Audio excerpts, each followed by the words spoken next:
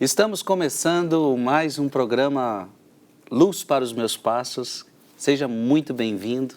Este programa que medita a palavra de Deus. Aliás, já aconselho você a trazer em mãos essa palavra que é luz para os seus passos, essa palavra que ilumina o seu caminho. Estamos hoje, programa passado, começamos a tratar sobre inspiração. Esse livro aqui foi inspirado por Deus? Esse livro aqui contém erros? Alguma dessas perguntas já tratamos no programa passado e vamos continuar tratando no programa de hoje. Então seja bem-vindo, você que nos acompanha pela TV Canção Nova, você que nos acompanha pelo meu canal do YouTube, Frei Gilson Barra Som do Monte, e pelo canal do YouTube de Dom José Francisco Falcão. Aliás, eu já começo com esse texto da Escritura, 2 Timóteo, capítulo 3, versículo 16 a 17. Nessa categoria de inspiração, a gente já teve essa resposta, Dom José já nos falou sobre isto, mas eu começo então esse programa com este texto. Toda a Escritura é inspirada por Deus, útil para ensinar, para repreender, para corrigir e para formar na justiça. Por ela o homem de Deus se torna perfeito, capacitado para toda boa obra. Um texto tão lindo de São Paulo, falando que afirmando, toda a Escritura é inspirada por Deus. E por isso que a gente entrou nessa problemática. Se ela é inspirada por Deus, ela pode errar? Aliás, é com essa pergunta que eu vou começar ainda a fazer a Dom Falcão. Mas antes, obrigado pela sua presença, alegria tê-lo aqui conosco mais uma vez. Que alegria estar aqui, a alegria também é minha, Frei Gilson. Dom José, como eu acabei de ler, toda a Escritura é inspirada por Deus. Paulo afirma isso também na segunda carta ao Timóteo. A pergunta ainda continua para o Senhor, a Bíblia pode errar se ela foi inspirada por Deus? Não pode errar. Toda ela diz a verdade, toda ela ensina a verdade, a Bíblia não contém erros. Cito, convido Vossa Reverendíssima a ler o parágrafo 107 do Catecismo da Igreja Católica. Esse é o ensinamento oficial da Igreja sobre o argumento, tirado, aliás, literalmente de um documento do Concílio Vaticano II, a Constituição Dogmática sobre a Divina Revelação, chamada Dei Verbum, parágrafo 1º, sobre a Palavra de Deus. Catecismo da Igreja Católica, parágrafo 107. Os livros inspirados ensinam a verdade. Portanto, já que tudo que os autores inspirados ou agiógrafos afirmam deve ser tido como afirmado pelo Espírito Santo, deve-se professar que os livros da Escritura ensinam, com certeza, fielmente e sem erro, a verdade que Deus, em vista de nossa salvação, quis que fosse registrada nas Sagradas Escrituras. Bem, aqui nós devemos fazer a seguinte pontuação. Quando os autores sagrados nomeiam determinados lugares e atribuem a determinados lugares nomes que hoje não têm esse nome. E, portanto, a nomenclatura oscila, varia. Isso, de forma alguma, nos autoriza a dizer que a palavra de Deus erra. Uma determinada localização, lembremos-nos de que a forma de se medir, a forma de se mensurar, a concepção de agrimensura, a ideia que temos de norte, de sul, de leste, de oeste, de altitude, de latitude, a concepção que os autores sagrados tinham ao descrever povos, ao descrever acidentes geográficos, eram próprias do seu tempo.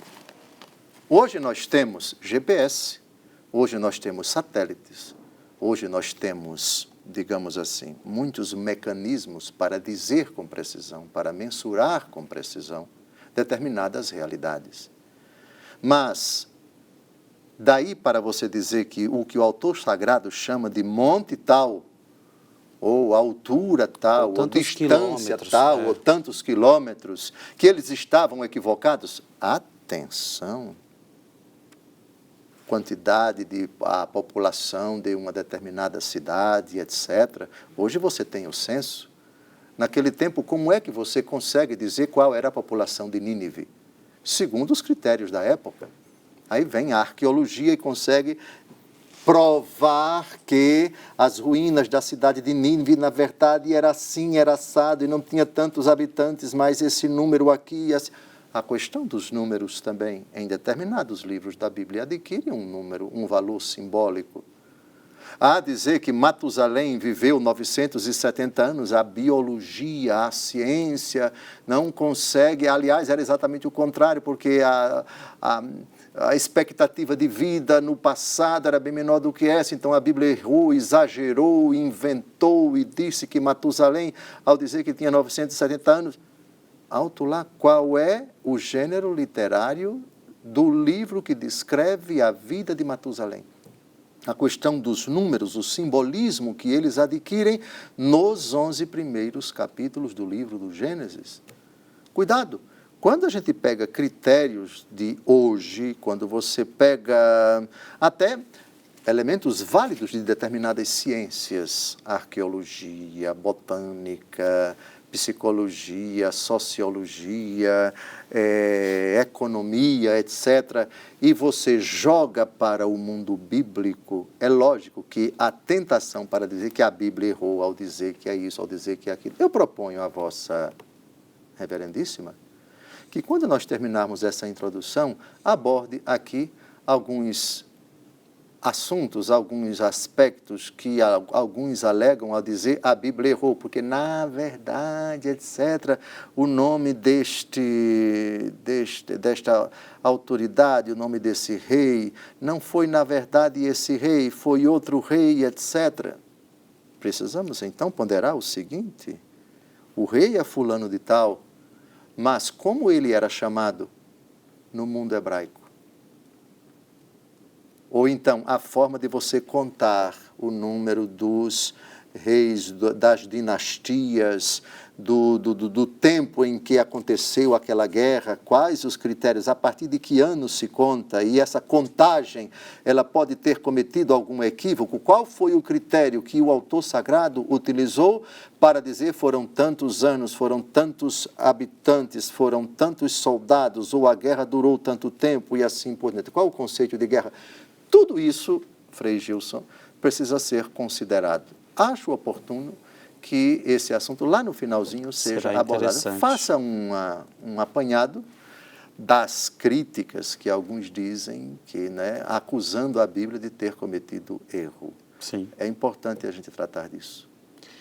É interessante o senhor falar o senhor citou um pouquinho de gênero literário.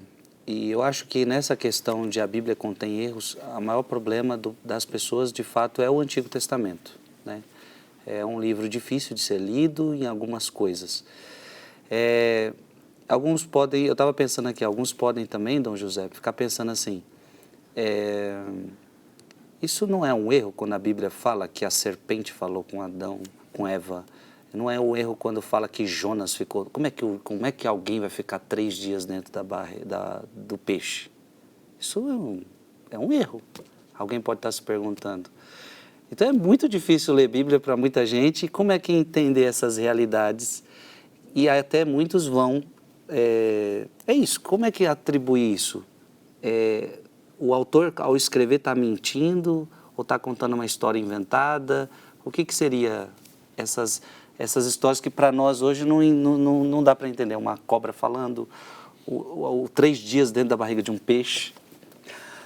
A palavra foi bem escolhida. Formas literárias, gêneros literários, não é? Eu dou um exemplo bem simples.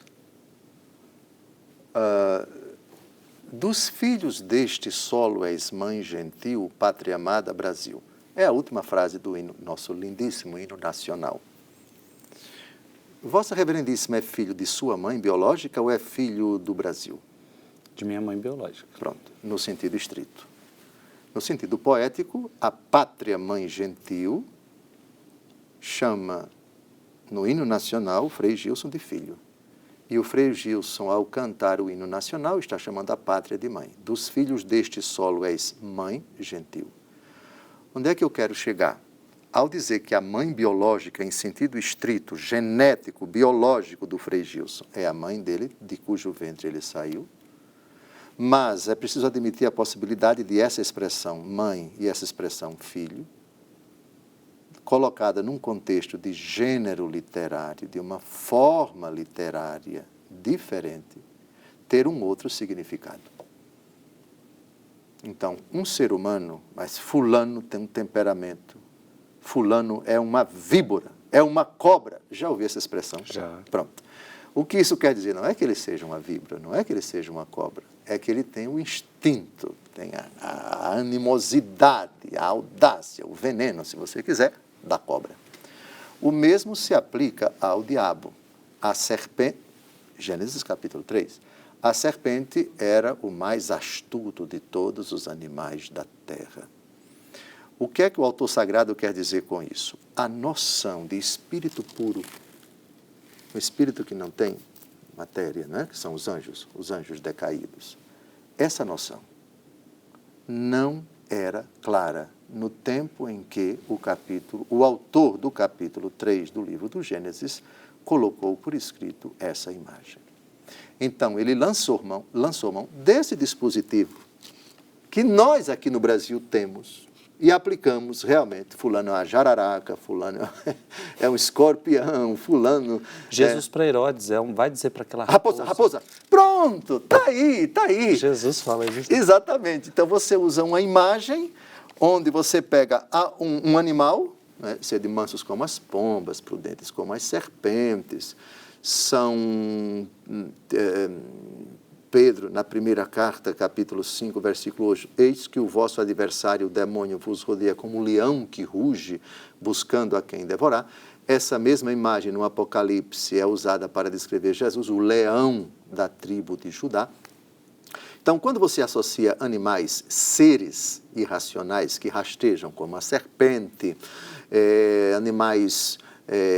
Eu sou o bom pastor, conheço as minhas ovelhas me conhecem. Quando você diz que é a ovelha do rebanho do Senhor, você não está se rebaixando à imagem da ovelha, você está fazendo essa transposição, essa alegoria, que é uma comparação. O que a ovelha é para o pastor, você é para nosso Senhor. A ovelha é dócil, a ovelha ouve, o pastor está perto dele, é protegida por ele, é cuidada por ele e assim por diante. Então, tocamos aqui a questão das imagens que são utilizadas para descrever de uma forma que as pessoas possam compreender uma realidade que, se fosse escrita com toda a literalidade, com todos os critérios atuais, não, o espírito puro era o mais astuto dos animais da terra. Se você usasse a linguagem do tempo de Jesus ou a linguagem do nosso tempo para o homem daquela época, ele não compreenderia, porque na cabeça dele não está clara ainda a ideia de espírito puro. Então, o autor sagrado coloca no lugar do espírito puro, decaído, a serpente. A serpente que fala, na verdade, é o demônio que fala, é o demônio que tenta, é o demônio que está atuando ali. A instigação é dele, a iniciativa é dele, o diálogo com Eva é do demônio com Eva. Sim. Mas a linguagem figurada utiliza esse dispositivo, que é utilizado no nosso corriqueiro, no nosso dia a dia aqui no Brasil. Nós mesmos deveríamos respaldar isso. Não é que a serpente, enquanto houve uma serpente, enfim. É uma linguagem corriqueira do meu tempo, do seu tempo, da nossa pátria, da nossa região, da minha Alagoas, do seu estado de São Paulo, do Brasil inteiro, chamar alguém de jararaca, de cobra, ou então de doce. Fulano é um doce. Você associa a pessoa a uma coisa que você come, ou seja, ela é algo agradável de se conviver e assim por diante. Então, essa imagem ela é muito utilizada pelos autores dos primeiros capítulos da Bíblia. Então, não existe isso de dizer que serpente não fala, logo a Bíblia errou porque serpente não fala. Se bem que Deus é todo-poderoso para... Temos um episódio no livro dos Números em que a mula de Balaão fala, uma jumenta. Mas jumenta não fala. Bom, ordinariamente não. Mas Deus tem poder suficiente para colocar nos lábios de uma jumenta que ela fale. E, de fato, ela falou. Jesus que falou? Se eu não falar, as pedras falarão? Sim, sim, exatamente. Tem poder até para isso, para fazer pedra falar, se ele quiser. No diálogo com os opositores dele, Jesus falou isso. Tem sim. Ô, Dom José, já entendemos que toda a Sagrada Escritura é inspirada por Deus. Já entendemos que Deus é o autor principal da Sagrada Escritura e temos os autores humanos inspirados por ele. É verdade. Depois, nós entendemos, então, se a Bíblia é inspirada, ela não contém erros. Não contém. Se Deus foi o autor, se Deus inspirou. Entendemos que não é Deus que mudou, mas é o ser humano que precisou de tempo para entender toda essa revelação de Deus.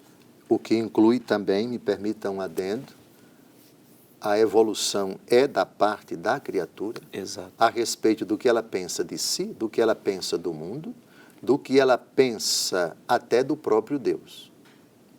As ideias de Deus, do povo hebreu, nos primórdios, eu sou Deus que se vinga dos pais, nos filhos, nos netos, nos bisnetos, Êxodo capítulo 20, o decálogo.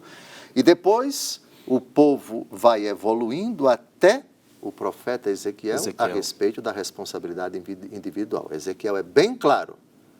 Essa mentalidade de vocês não pode ser admitida. O próprio texto de Ezequiel diz: o que vocês pensavam de mim e o que vocês pensavam a respeito da punição, a respeito dos pecados dos pais, isso não. Cada um vai pagar pelos seus próprios pecados. Os filhos não vão pagar pelos pais. Qual é a prova? A partir de Ezequiel, que a ideia que eles tinham de Deus lá atrás, no livro do Êxodo, era uma ideia imperfeita. Deus não era aquilo que eles diziam que eram, que Deus era. E Deus se adequou. Então, se chega uma pessoa e diz: olha, na minha cabeça, o Frei Gilson é isso, e ninguém tira da minha cabeça, porque eu aprendi assim, O que é que o Frei Gilson diz? Vai tentar dissuadi-la? Não, você não está dizendo que eu sou? Então eu sou. Para você eu sou. O que eu posso fazer? Exato. Só que Deus vai pacientemente. Agora eu respeito o que você pensa a respeito de mim. E mais para frente eu vou educando vocês. Ficou claro isso? Sim. Não há contradição. Há evolução da parte da capacidade de compreensão do povo. E é bonito vermos então que essa perfeição a gente percebe na Bíblia. Então ficou claro, a evolução do que o ser humano pensa de si, do que pensa do mundo e do que pensa de Deus. De Deus, disse tudo. E a evolução a gente percebe e a perfeição a gente chega em Jesus e vê a perfeição total, né? Aliás, é a palavra usada por ele. Exato. Eu não vim abolir a lei e os profetas, vim levá-los à perfeição. Jesus não veio abolir o pensamento de Lameque. Não, veio levá-lo à perfeição. Exato. E qual é a perfeição do mandamento da concepção de Lameque de matar 77 pessoas? Amai-vos uns aos outros. Quantas vezes devo perdoar o irmão? Pergunta São Pedro. 7 vezes? Não 7 vezes. 70 vezes 7. Então quer dizer que Jesus não veio abolir Lameque? O pensamento dele não, veio levá-lo à perfeição. Qual é a perfeição de matar 77 pessoas? Perdoar 70 vezes 7. 70 vezes 7. O mandamento do amor aos inimigos. Cuidado com os verbos, cuidado com os substantivos. Eu não vim abolir dente por dente, olho por olho. Jesus não veio abolir isso. Jesus veio levar à perfeição. Qual é a perfeição do mandamento dente por dente, olho por olho? Amai os vossos inimigos. Mateus 5,44. Meus queridos, eu fiz todas essas perguntas em seu nome. Tenho certeza que muitas delas são as suas dúvidas. Para que você entenda que na Bíblia, de fato, não contém erros. E que não há contradição. Porque, de primeiro momento, parece que existem várias contradições. Mas aí você entendeu que precisamos de um texto com outro texto para você chegar à conclusão de que, na verdade, não há contradição. É por isso que você está aqui. E olha, vamos fazer o seguinte, um breve intervalo e nós já retornamos, porque ainda não acabou o programa. Vamos ter muita coisa para partilhar.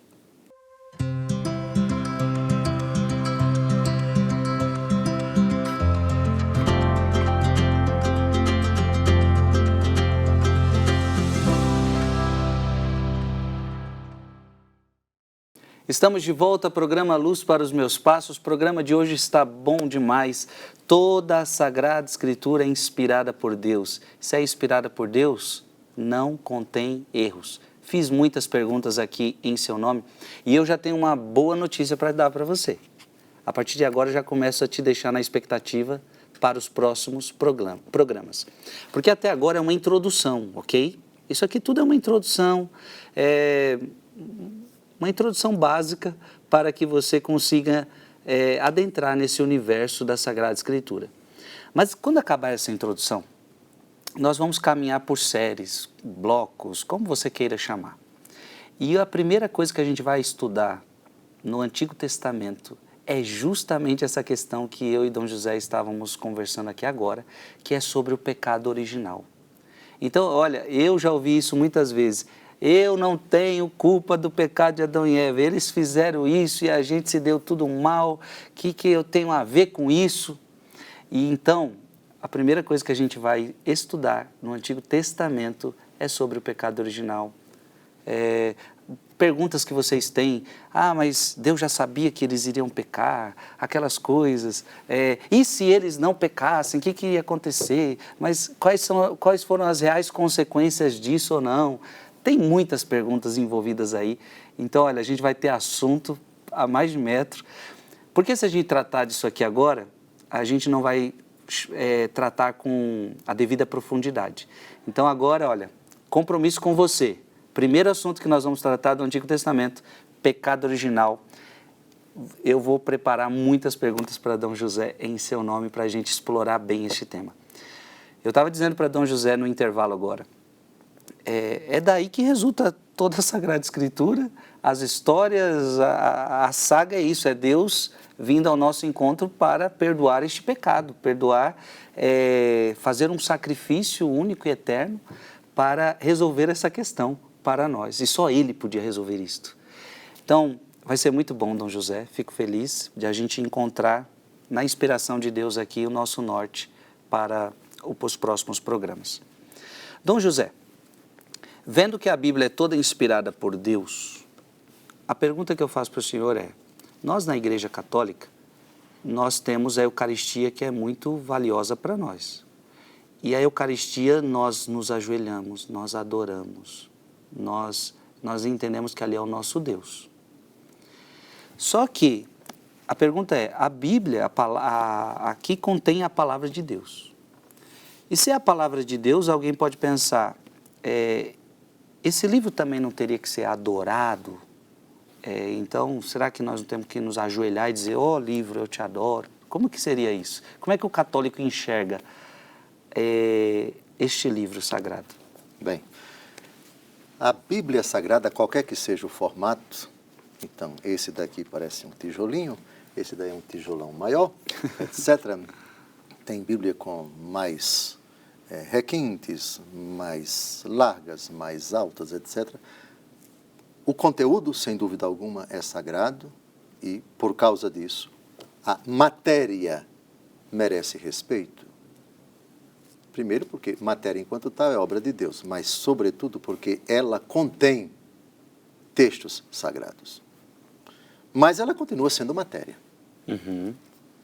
Nós não adoramos a matéria. Aliás, a única matéria que nós adoramos é o corpo do Verbo encarnado. Uhum. O Verbo se fez carne e habitou entre nós. Então, assumiu a carne. A única matéria que nós adoramos é a da carne de Jesus. Eucaristia, o pão, mas ali o pão consagrado já não é mais pão. É corpo, sangue, alma e divindade de nosso Senhor. Essa matéria que está no sacrário, esta matéria que nós comungamos, é o corpo, o sangue, a alma e a divindade de nosso Senhor e Salvador Jesus Cristo. Não adoramos matéria além desta. Ficou claro? Sim. Isso quer dizer que, por mais sagrada que seja a letra que está aqui impressa nessas palavras, essa realidade não pode ser objeto de adoração, porque ela não é a matéria do corpo de Cristo. Então, não adoramos a matéria onde estão as palavras sagradas, mas veneramos, respeitamos essa matéria, porque esse não é um livro qualquer. É a palavra de Deus escrita. Até porque eu estava pensando, se nós adorássemos a matéria, o livro que contém a palavra de Deus... Seria idolatria, bibliolatria. Bibliolatria, mas aí a gente podia pensar, hoje a Bíblia está no celular, então porque ela está lá, eu também teria que adorá-la, então não tem nexo. A matéria ficou claro quando o Senhor então diz que o texto é sagrado, mas eu não adoro então a matéria. Perfeito. O catecismo parece que tem alguma citação sobre isso? Tem. A religião do livro chega a falar isso? O cristianismo não é a religião do livro, é a religião da pessoa. Jesus é a nossa religião. Catecismo da Igreja Católica, parágrafo 108. Um texto muito bonito, no meu entendimento. O catecismo é um espetáculo. Parágrafo 108. Leia, por favor. Todavia, a fé cristã não é uma religião do livro. O cristianismo é a religião da palavra de Deus. Não de uma palavra escrita e muda, mas do verbo encarnado e vivo. Para que as escrituras não permaneçam letra morta, é preciso que Cristo, palavra eterna de Deus vivo, pelo Espírito Santo nos abra o Espírito à compreensão das Escrituras. Bonito. Aqui é a citação literal do episódio de Cleófas e o seu companheiro, quando Jesus, explicando os textos no caminho para Emaús, vai abrindo a capacidade de compreensão deles, a ponto de eles dizerem: não ardia o nosso coração quando ele nos ensinava as Escrituras? Sobre isso, só para concluir, Frei Gilson, eu queria evocar um texto da 2 aos Coríntios, capítulo 3, versículo 6, para endossar essa afirmação que a fé cristã não é uma religião do livro. É o famoso texto do apóstolo Paulo, que diz que a letra mata, mas o Espírito vivifica. Leia, por favor, 2 aos Coríntios 3, versículo 6.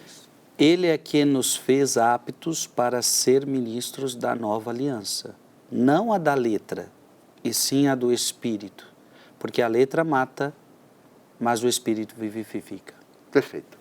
Veja, a importância da letra para a nossa fé é tremenda. Quem é que discute que está escrito, está escrito, está escrito? Aliás, é uma frase repetida por Jesus diversas vezes, na disputa com escribas, com fariseus, com doutores da lei. Está escrito, está escrito, está escrito. O que Moisés escreveu, etc. O verbo escrever, evocar esse dado objetivo que está escrito, que foi escrito, que o profeta escreveu, etc., o Davi escreveu, isso aparece muitas vezes no Novo Testamento. Agora, a letra sem o Espírito, ela mata. Porque sem o Espírito Santo, que é o Espírito de Deus, o mesmo Espírito que moveu os autores sagrados a escrever as Escrituras, portanto, sob inspiração do Espírito Santo, ele é fundamental para que compreendamos as Escrituras. Sem o quê? A mente permanece fechada. A mente leva o ser humano... Jesus diz para os mesmos discípulos de Emaús: ó gente sem inteligência, né? Que não é capaz de compreender. Sem o auxílio do Espírito Santo, a letra permanece uma realidade inacessível. Existe um bloqueio, existe também o risco de você deturpar as Escrituras, dar a elas uma interpretação que não é a correta. O final da segunda carta de São Pedro fala de ignorantes que não entendem as expressões do apóstolo de São Paulo nas suas cartas. Lembra disso? Lembro. Pronto. Então, letra e Espírito. E o Espírito foi dado à igreja. O mesmo Espírito que é dado a uma pessoa para que ela leia individualmente e compreenda as Escrituras, é o mesmo Espírito que foi dado à igreja inteira. Depois a gente vai ver o critério de interpretação seguro da Santa Palavra de Deus, a questão do magistério e a questão da tradição da igreja. Mas religião do livro não é. Nós não somos bibliólatras. Nós veneramos a palavra de Deus, mas adoramos não esta matéria. Adoramos a matéria do corpo do Verbo que se fez carne. Aproveitando então, Dom José, sobre a interpretação então da Sagrada Escritura, qual é o cuidado, qual é o primeiro cuidado que a gente deve ter na interpretação da Sagrada Escritura? De ler com a Escritura, de ler com a Igreja. Em síntese é isso. Eu peço a vossa simpatia que pegue o parágrafo 109 do Catecismo da Igreja Católica. Duas coisas básicas. O Frei Gilson escreve uma coisa para mim. Essa coisa não está clara.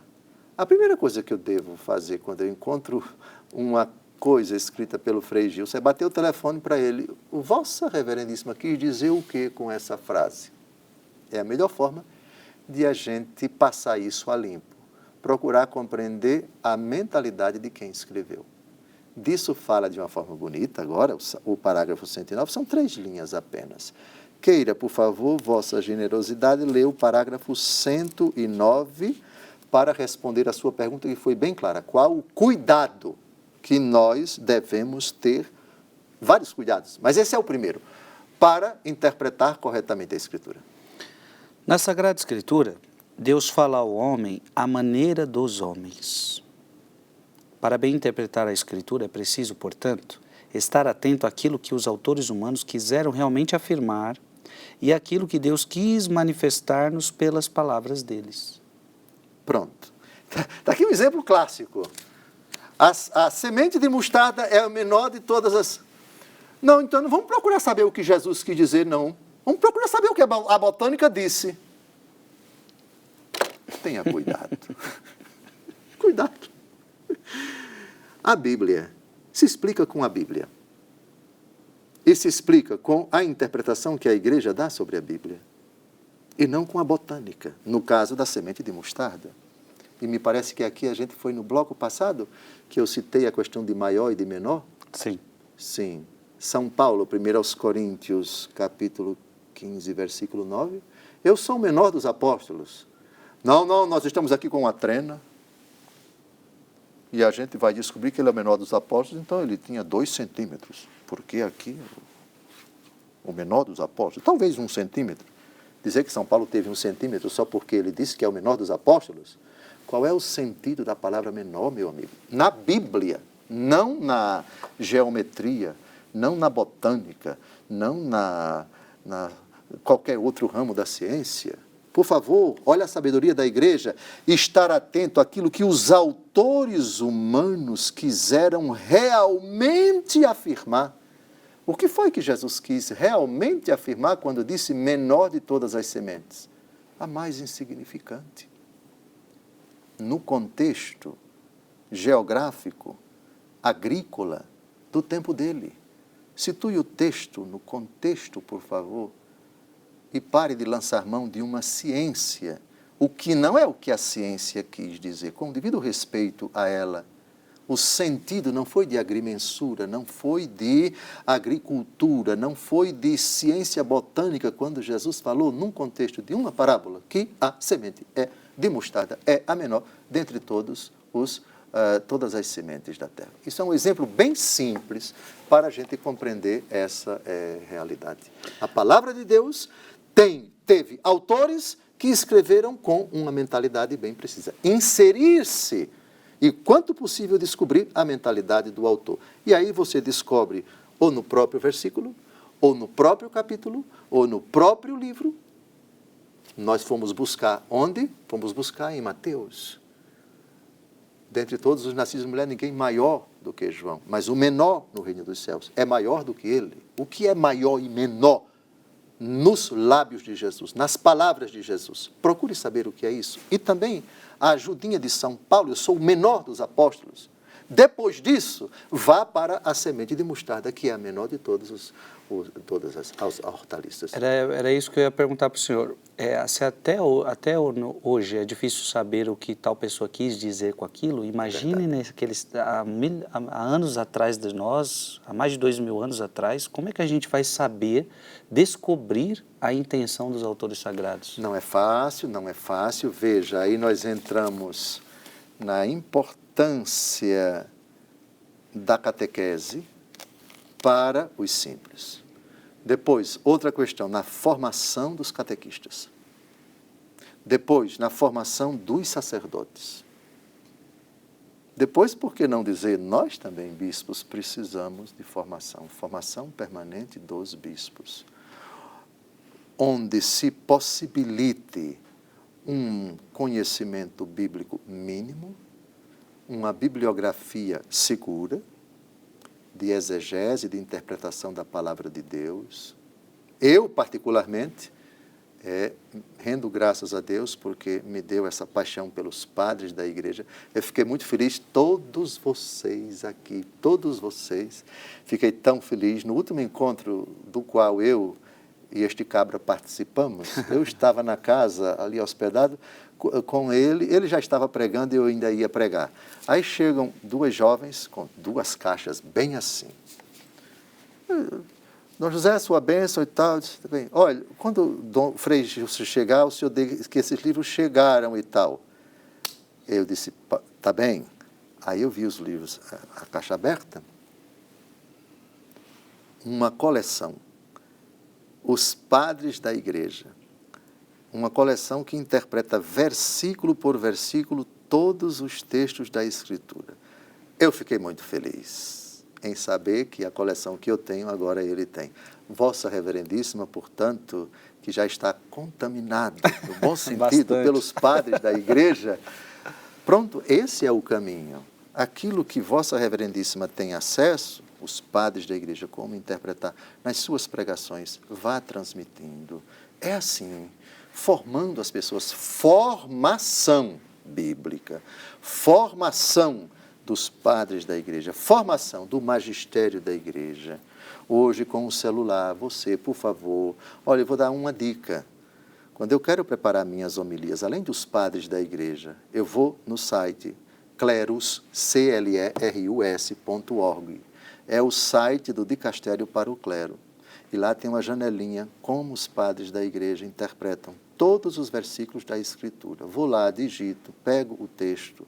Se é numa determinada língua que eu não sei, a inteligência artificial traduz, preparo minha cola para fazer a homilia. Essa é uma forma, tantos outros sites seguros, de bons pregadores, de bons formadores, de bons conhecedores da Bíblia, enfim, e uma bibliografia também segura. Isso ajuda a gente a, claro, a levar para aqueles que não têm acesso, quanto possível, numa linguagem simples, mas fiel à própria Escritura, fiel à igreja, o significado desse texto, etc. É um trabalho gigantesco, gigantesco, mas, fundamentalmente, essa tarefa não é das pessoas simples. Conhecer a mentalidade do autor é responsabilidade nossa, minha, sua, eu como bispo, Vossa Reverendíssima como padre, os professores da Escritura, os professores de teologia, os bispos formando os padres formando os leigos, os religiosos se formando e formando os outros religiosos e também os leigos.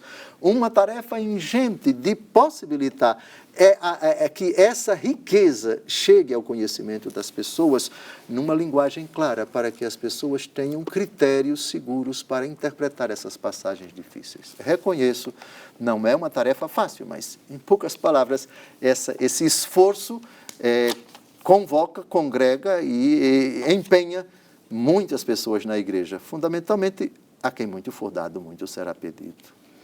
O parágrafo 110 do Catecismo parece que contribui nesse sentido, né, Dom Falcão? Leia, por favor. Para descobrir a intenção dos autores sagrados, há que levar em conta as condições de sua época e de sua cultura, os gêneros literários em uso naquele tempo, os modos então correntes de sentir, falar e narrar. Então, por isso que não é tão simples assim, né? Não é tão simples assim. Pois a verdade é apresentada e expressa de maneiras diferentes nos textos que são, de vários modos, históricos, ou proféticos, ou poéticos, ou nos demais de outros gêneros de expressão. Disse muito bem, não é uma tarefa fácil. Mas aqueles que têm o amor à Escritura, têm amor a Deus, amor à salvação das almas, ainda que não tenha mestrado ou doutorado em Bíblia Sagrada, mas eu amo a minha igreja e sinto que posso dar esse contributo, ajudar aqui e agora as outras pessoas a tirar essa noção errada, essa noção equivocada, de repente um bom link, um bom vídeo de um bom pregador. Olha aqui como ficou claro. Aquilo que estava obscuro, enfim, estávamos gravando aqui, vai ao ar, só Deus sabe quando, acho que fevereiro ou março do ano que vem, a gente falando aqui das filhas de Ló, que embriagaram seu pai, etc. Aí uma pessoa me procurou aqui na Canção Nova, Dom José, aquilo mexeu com a minha cabeça, agora eu entendi aquilo que estava bem confuso na minha cabeça e tal. A palavra-chave que o Senhor usou foi costume universal. E o Senhor disse que o que elas fizeram foi errado. O Senhor fez uma distinção e tal. Que interessante. O programa ainda nem foi ao ar. E a pessoa aqui já em off me procurou para agradecer por isso. Esse é o esforço que nós estamos fazendo. Eu devo dizer a vocês, eu reconheço. O meu mestrado e o meu doutorado não foram em Bíblia, foram em Direito Canônico.